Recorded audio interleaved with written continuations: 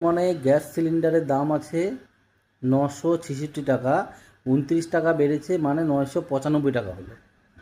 কিন্তু যখন বাড়িতে আপনার গ্যাস ডেলিভারি করছে আপনার থেকে নিচ্ছে 1200-1300 টাকা, পারলে তার থেকে বেশি।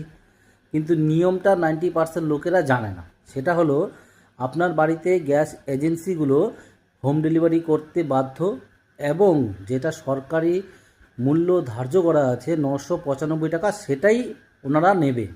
এর 1 টাকা বেশি ওরা নিতে পারে না। কিন্তু দেখা যায় যখন তারা হোম ডেলিভারি করছে কোনো না কোনো ব্যক্তির মাধ্যমে, তখন সেই ব্যক্তি 100 টাকা 200 টাকা বেশি নিচ্ছে। আর বেশিরভাগ সাধারণ মানুষ স্বেচ্ছায় বাড়িতে এসে দিয়ে যাচ্ছে, মানে বিরাট কৃপা করছে এই ভেবে 100 টাকা 200 টাকা বেশি দিয়ে দিচ্ছে।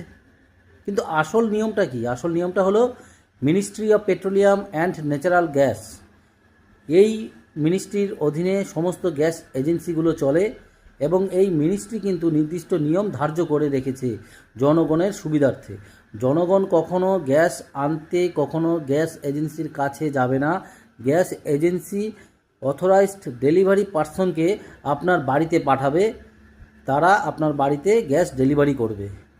শুধু তাই না, ওজন মাপার মেশিন সঙ্গে থাকবে, ভালো করে ওজন করে দেখিয়ে দেবে যে ওজন এটা ঠিক আছে কি নেই।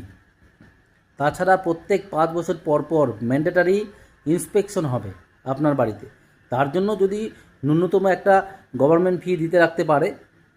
তাছাড়া আপনার গ্যাস সিলিন্ডারের একটা ইন্স্যুরেন্স কাভারেজ থাকে। যদি কোনো দুর্ঘটনা ঘটে, আপনি সেই ডিস্ট্রিবিউটারের সাথে যোগাযোগ করবেন, আপনি তার ক্ষতিপূরণ পাবেন। এতটুকু নিয়ম বলছি। আরেকবার একটা কথা, গুরুত্বপূর্ণ কথা বলছি, আপনি 50 টাকা 100 টাকা বেশি দেবেন না। যেটা সরকারি মূল্য ধার্য করা আছে, বর্তমানে 966 টাকা, 29 টাকা বেড়েছে, মানে 995 টাকা।